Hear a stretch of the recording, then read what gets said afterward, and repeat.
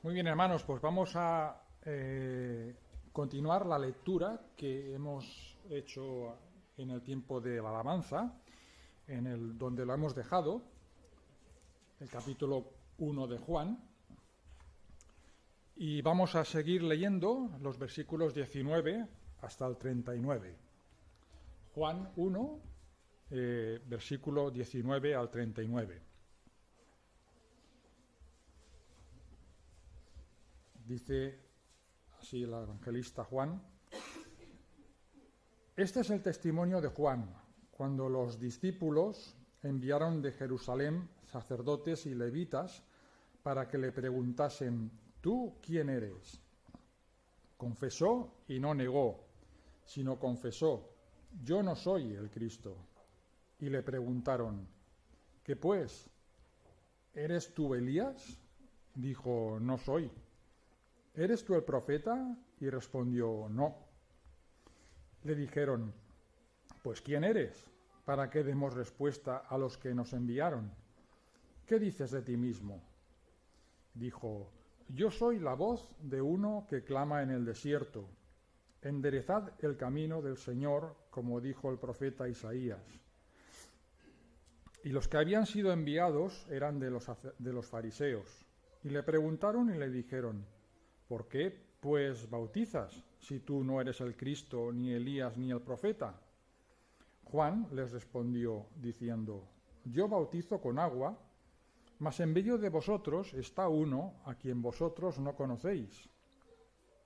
Este es el que viene después de mí, el que es antes de mí, del cual yo no soy digno de desatar la correa del calzado. Estas cosas sucedieron en Betábara, al otro lado del Jordán, donde Juan estaba bautizando. El siguiente día vio Juan a Jesús que venía a él y dijo: He aquí el Cordero de Dios que quita el pecado del mundo.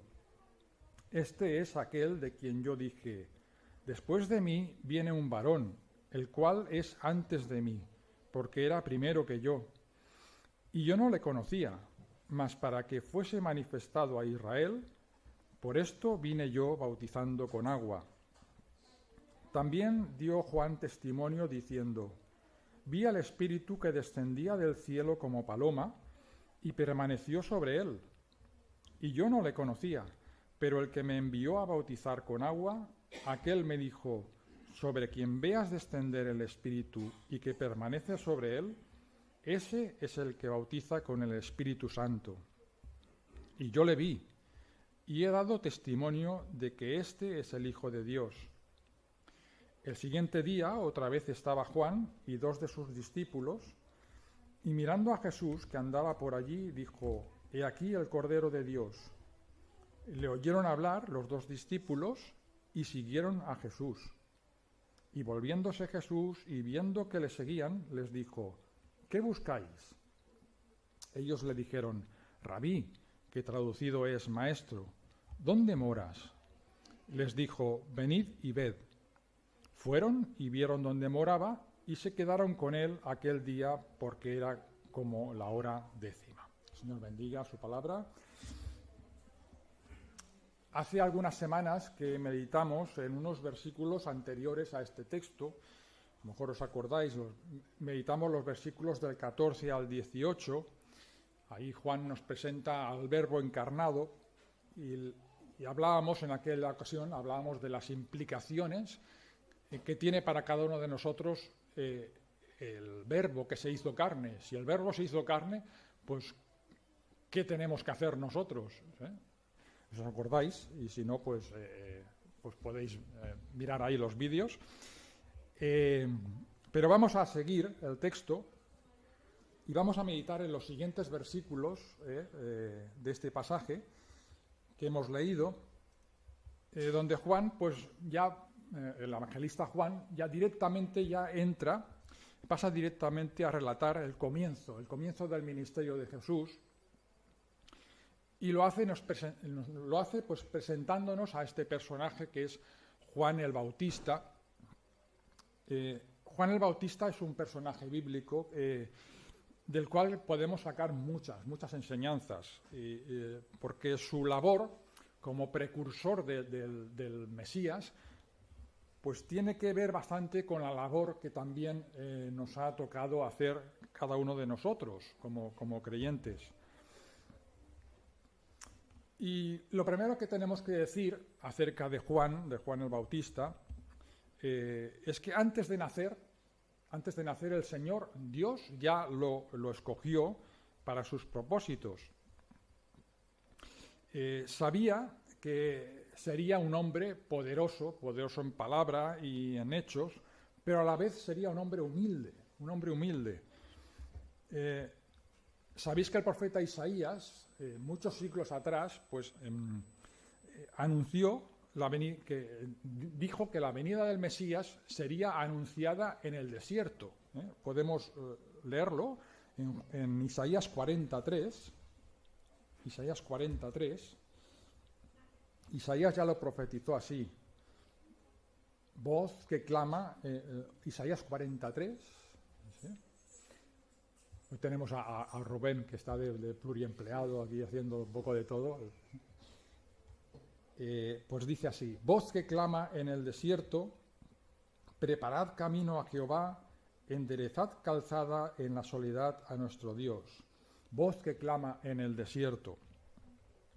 Y el evangelista Mateo, no lo vamos a leer, pero él identificó a Juan el Bautista como ese personaje que estaba profetizado en la profecía de Isaías, como esa voz que clama en el desierto.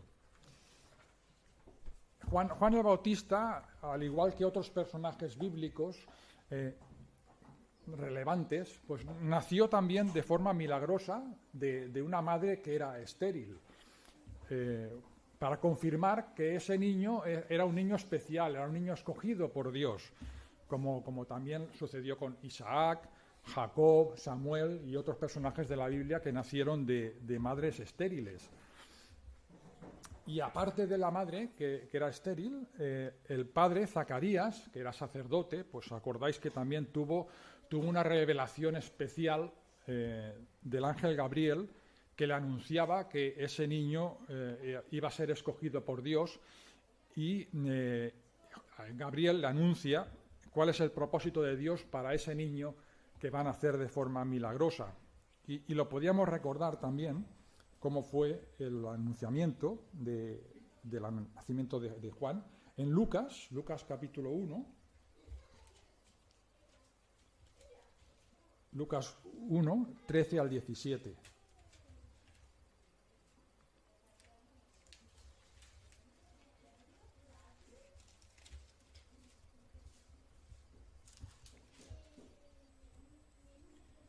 Pero el ángel Gabriel le dijo: Zacarías, no temas, porque tu oración ha sido oída, y tu mujer Elisabet te dará a luz un hijo y llamarás su nombre Juan.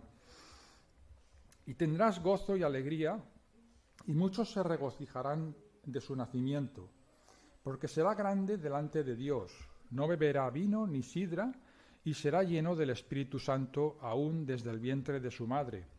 Y hará que muchos de los hijos de Israel se conviertan al Señor, Dios de ellos, e irá delante de él con el espíritu y el poder de Elías, para hacer volver los corazones de los padres a los hijos y de los rebeldes a la prudencia de los justos, para preparar al Señor un pueblo bien dispuesto. Este es el anunciamiento del ángel a Zacarías, y estamos seguros que a medida que Juan, pues cuando nació y fue creciendo, fue un niño, fue creciendo, seguro que sus padres pues le explicarían pues todo acerca de su nacimiento milagroso y cómo Dios lo había escogido. Y poco a poco seguramente pues los padres pues le irían preparando para su misión. Y la Biblia no nos lo explica, pero entendemos que Juan poco a poco pues iría entendiendo aquello que sus padres le iban explicando, de lo que Dios quería de él, hasta que llegó el día en que él realmente sintió el llamado de su ministerio. Y ese día pues él decidió ser esa voz que clama en el desierto, anunciada por Isaías. Él pues dejó su casa, dejó sus comodidades, se despojó totalmente de todo, y se marchó a vivir al desierto. Como Isaías había anunciado, pues él asumió ese papel y entendió que él tenía que hacer esa labor y se marchó al desierto. Y realmente, pues el desierto no es un lugar bueno para vivir un ser humano, ¿no? Es un entorno hostil, todos lo sabemos. Es el habitante de las fieras, pero no de las personas, Y sabemos que las temperaturas son extremas de la noche y el día, y hay riesgo también de ser atacado por una de esas fieras. Y además no hay agua, ni hay alimentos. Nos dice en Mateo capítulo 3, versículo 4, fijaos lo que dice en cuanto a esto de que Juan vivía en el desierto y cómo vivía. Capítulo 3, versículo 4. Y Juan estaba vestido de pelo de camello y tenía un cinto de cuero alrededor de sus lomos, y su comida era langostas y miel silvestre. Y leyendo este versículo, pues a lo mejor hay quien se pueda pensar de que Juan lo que hizo fue vivir como un ermitaño. Sabéis, a lo mejor lo habéis visto por la tele, ¿no? Esos gurús indios, esa gente que tienen que no se cortan el pelo en toda la vida y van sucios y están ahí meditando en el bosque. Y a veces podemos pensar, quizá Juan quiso vivir así, como un gurú de esos, un santo, esos. Pero Juan no era así. Juan no era un asceta, no decidió vivir de esa manera. Al contrario, aunque vivía en el desierto, era un hombre que le importaba la justicia social, le importaba lo que estaba pasando a su alrededor, y además no tenía pelos en la lengua para denunciar el pecado del pueblo y las injusticias. Y esa forma de vida que Dios escogió para él, pues no tuvo que ser fácil. A veces nos pensamos de que Juan es que no lo imaginamos un hombre fuerte. No tuvo que ser fácil. Y Juan no salió de su zona de confort por gusto. Lo hizo porque entendió claramente su llamado divino y decidió despojarse de todo y vivir por fe. Y Dios lo vistió, como hemos leído, lo vistió humildemente, pero lo vistió, lo alimentó y tuvo acceso al río Jordán para beber y para lavarse. Y Dios también lo protegió de los peligros del desierto. Él tuvo una vida muy sencilla, pero Dios cubrió sus necesidades básicas. Y fijaros ya qué clara enseñanza pues ya nos deja todo esto que estamos viendo. La primera enseñanza que podemos encontrar. Obviamente, el ministerio de Juan el Bautista era un ministerio muy especial, pero salvando las diferencias, pues hay paralelismos que también podemos extraer para nosotros. Lo que hemos dicho, que Juan oye el llamado divino, deja su zona de confort, se despoja de todo y vive por fe. Y lo cierto es que conocemos muchos hermanos nuestros que han seguido los mismos pasos que Juan el Bautista. Hermanos que han dejado buenos puestos de trabajo y comodidades pues, para servir al Señor pues, en el pastorado, en misiones, en labores de evangelización. Los conocemos, hay hermanos que han dejado a veces pues eso, buenos puestos. Mira, ahora mismo me acuerdo de la Esther Rodríguez. Ella tenía un buenísimo puesto de trabajo. Estaba como directora y lo dejó para servir al Señor en la evangelización, y toda la vida se ha dedicado al Señor. Son hermanos que en un momento dado pues han sentido ese llamado del Señor, un llamado irresistible. Y tenemos sus testimonios de que sus vidas pues no han sido fáciles desde entonces. no han sido fáciles, pero ahí siguen en el ministerio al que han sido llamados. Y de todo esto aprendemos esto, que cuando el Señor nos escoge y nos llama, pues lo hace de forma muy clara y lo dice, o sea, no tenemos dudas, cuando el Señor nos está llamando para algo. Por ejemplo, como cuando llamó a Jonás. Cuando el Señor llamó a Jonás para el ministerio, pues él tampoco tuvo dudas de que le estaba llamando el Señor. Lo que pasa que ¿qué hizo? Se fue hacia el lado contrario. Y claro, si nosotros desobedecemos, si oímos claramente que el Señor nos está llamando para algo y desobedecemos, no creo que nos vaya a comer una ballena, como le pasó a él, pero el Señor nos va a pedir cuentas. Algún día nos pedirá cuentas por nuestra actitud, por no haber cumplido con nuestro llamamiento. Fijaros lo que dice el apóstol Pedro en cuanto a esto del llamado. Segunda de Pedro, capítulo 1, del 10 y 11. Segunda de Pedro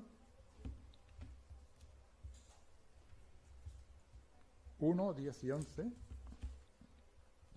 Por lo cual, hermanos, tanto más procurad hacer firme vuestra vocación y elección, porque haciendo estas cosas no caeréis jamás, porque de esta manera os será otorgada amplia y generosa entrada en el reino eterno de nuestro Señor y Salvador Jesucristo. Hacer firme vuestra elección, porque así no os vais a equivocar. También recordamos las palabras de Jesús, que también podíamos decir casi de memoria, en cuanto a este tema. Mateo 19, 27 al 29. Mateo 19, 27 al 29. Entonces, respondiendo Pedro, le dijo: He aquí, nosotros lo hemos dejado todo y te hemos seguido. ¿Qué pues tendremos? Jesús les dijo: De cierto os digo que en la regeneración, cuando el Hijo del Hombre se siente en el trono de su gloria, vosotros que me habéis seguido, también os sentaréis sobre 12 tronos para juzgar a las 12 tribus de Israel. Y cualquiera que haya dejado casas, o hermanos, o hermanas, o padre o madre, o mujer o hijos, o tierras, por mi nombre, recibirá 100 veces más y heredará la vida eterna. Pues esto es lo que nos enseña Juan el Bautista, y la palabra del Señor acerca del llamado. El Señor nos puede llamar para ministerios relevantes que hagan que lo que tengamos que dejar todo, como habíamos comentado antes, pero la verdad es que esos casos son más puntuales.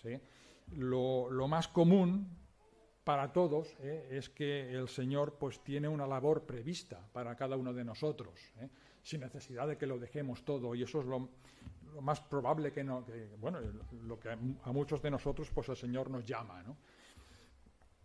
Y todo servicio al Señor, pues todo tiene asociado un nivel de renuncias y de requisitos. Y recordamos también las palabras de Pablo a los Corintios, fijaros, también nos habla de esto, 1 Corintios 9, versículo 25.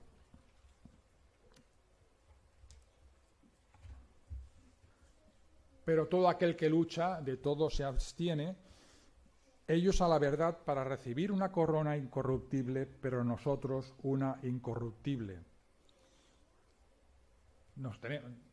Habla el apóstol Pablo de ese luchador, de ese atleta que se abstiene de cosas que sabe que no le van a ir bien para el llamado, para su labor. Pues si queremos ser útiles en la obra del Señor, pues tenemos que estar dispuestos también con la actitud que tuvo Juan el Bautista, con humildad, pero con compromiso. Y decidido pues a marchar al desierto, un lugar hostil, pero confiando en la providencia del Señor. Pues seguimos adelante con más detalles de Juan que nos podemos aplicar. Y el texto que hemos leído, nuestro texto base, empieza hablándonos de los fariseos que preguntan a Juan: ¿tú quién eres? Querían saber quién era Juan el Bautista. Y la pregunta va en el mismo sentido que aquellos fariseos que también le preguntaron al Señor, ¿tú con qué autoridad haces estas cosas? Y fijaros que la respuesta de Juan es significativa, porque él podía haber respondido, podía haber hablado de forma que esos fariseos hubieran dicho, pues sí, tiene autoridad para hacerlo, porque las señales que sucedieron en su nacimiento, que eran conocidas por todos, que Juan nació de una mujer estéril, y su padre, que era el sacerdote Zacarías, que era conocido por los fariseos, que tuvo esa revelación del ángel. O sea que eran datos que él hubiera dicho, no, que yo he sido, y lo hubieran respetado. Pero él, ¿qué pasa? ¿Qué hace? Que no se apoya en su currículum, no hace uso de él, sino que él habla de sí mismo. ¿Cómo habla? Como, no, yo soy una voz, solamente soy una voz que clama en el desierto. Soy uno que ha sentido el llamado de Isaías. He sentido que esas palabras eran para mí y he asumido esa labor. Y acordaos del mismo caso del apóstol Pablo. Para él, su currículum, ¿qué era? Ya lo dice, es basura. Para mí es basura. Todo lo que yo he ganado en este mundo es basura. Y ni se consideraba digno de ser llamado apóstol. Pues en nuestro texto también Juan dice lo mismo, que él no se siente digno ni siquiera de desatar la correa del calzado de Jesús. Según las leyes judías, las correas de los calzados solamente las desataban los esclavos, solamente ellos. Pues fijaros que Juan no se sentía ni siquiera digno de hacer lo que hacía un esclavo. ¿Y esto, pues, qué nos enseña? Nos enseña a cada uno de nosotros a tener los pies en el suelo y ser conscientes de que todo lo que somos y todo lo que hacemos, lo hacemos únicamente por la gracia de Dios. No hay ningún mérito, no hay ningún título que tengamos en la pared que nos pueda decir, no, es que yo he estudiado. No, todo es por la gracia de Dios, que obra a través nuestro, y nosotros solamente somos la voz que clama, el instrumento visible. Que Dios nos ayude a tener esto siempre muy claro, y que toda la gloria y toda la honra son del Señor y no nuestra. Y como decía Juan, lo importante no soy yo, lo importante es el mensaje que traigo, que es enderezar el camino del Señor. Pues seguimos adelante. Después de preguntar, los fariseos preguntan quién es Juan, luego después hacen otra pregunta y le preguntan ¿por qué bautizas? ¿Por qué? Si no eres Elías, si no eres el Cristo, ¿por qué bautizas? La pregunta va en el mismo sentido, casi de quién eres, ¿no? Si Juan era solo la voz de uno que clamaba en el desierto, pues ¿con qué autoridad estaba bautizando a las personas? El bautismo judío, tal como lo practicaba Juan, pues no era una práctica que la exija la ley de Dios, no lo encontramos. Eran extensiones del Talmud judío, porque en la ley de Moisés se exigían los lavamientos de los sacerdotes y los levitas antes de ministrar en el templo. Pero sabéis que en el Talmud, pues todas estas leyes se ampliaron y pusieron más cosas. Y ellos pues decían que todos los judíos tenían que lavarse las manos, tenían que lavar los utensilios, etc. Y aún y así, el bautismo de Juan era novedoso porque adquiría un nuevo significado. El propósito era el mismo que en el Talmud, era un lavamiento, un compromiso de santidad, pero Juan iba más allá, porque este símbolo de arrepentimiento era también en preparación del encuentro con el Mesías, que ya estaba allí entre medio de ellos. Pues ante la pregunta de los fariseos en cuanto al bautismo, Juan responde con la misma actitud que la pregunta del quién eres. En realidad a Juan no se le había ocurrido bautizar por sí mismo. Mira, pues voy a bautizar. No. Lo hemos leído en el versículo 33 de nuestro texto. Dice que él bautizaba por mandato directo de Dios. O sea, que el Señor le dijo que el que me envió a bautizar con agua. O sea, que el Señor le envió para esta labor, para bautizar. Y él podía haber, también, como hemos dicho antes, también podía haber utilizado este argumento. Podía haber dicho, no, es que a mí el Dios mismo me ha mandado para hacerlo, para bautizar. Pero una vez más, pues, ¿qué nos muestra? Nos muestra su humildad, anulando su propia persona y apuntando a Cristo, como diciendo, mi bautismo no tiene importancia. El bautismo de verdad es el del Cristo, el que os va a bautizar con el Espíritu Santo. ¿Qué enseñanza podemos sacar de todo esto?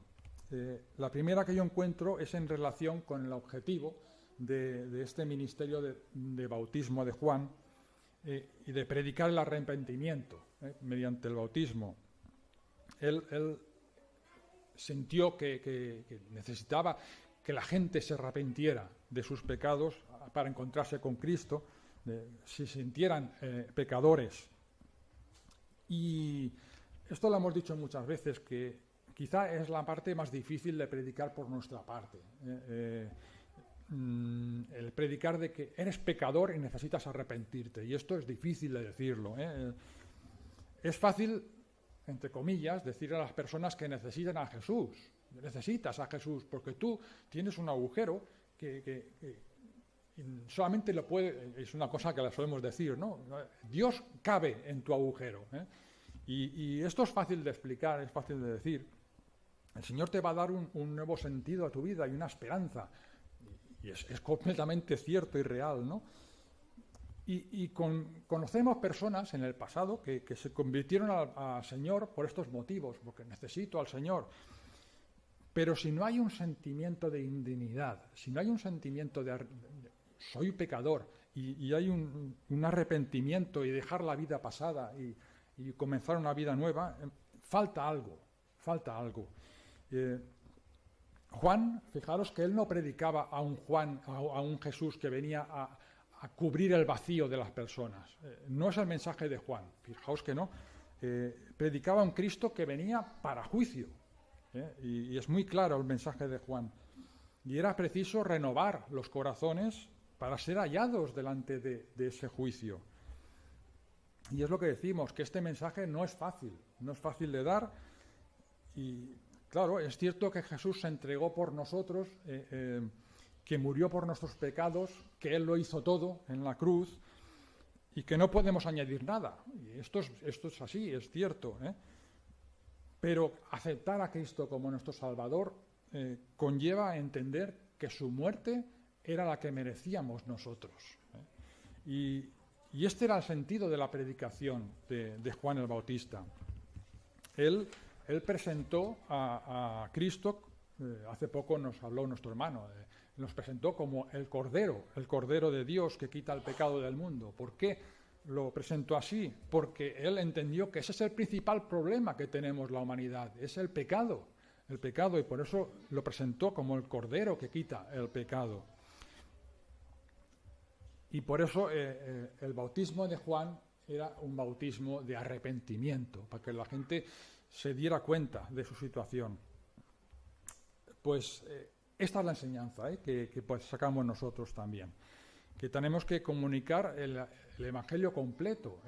Que necesitas a Cristo, todo es correcto, pero también que necesitas pedir perdón por tus pecados.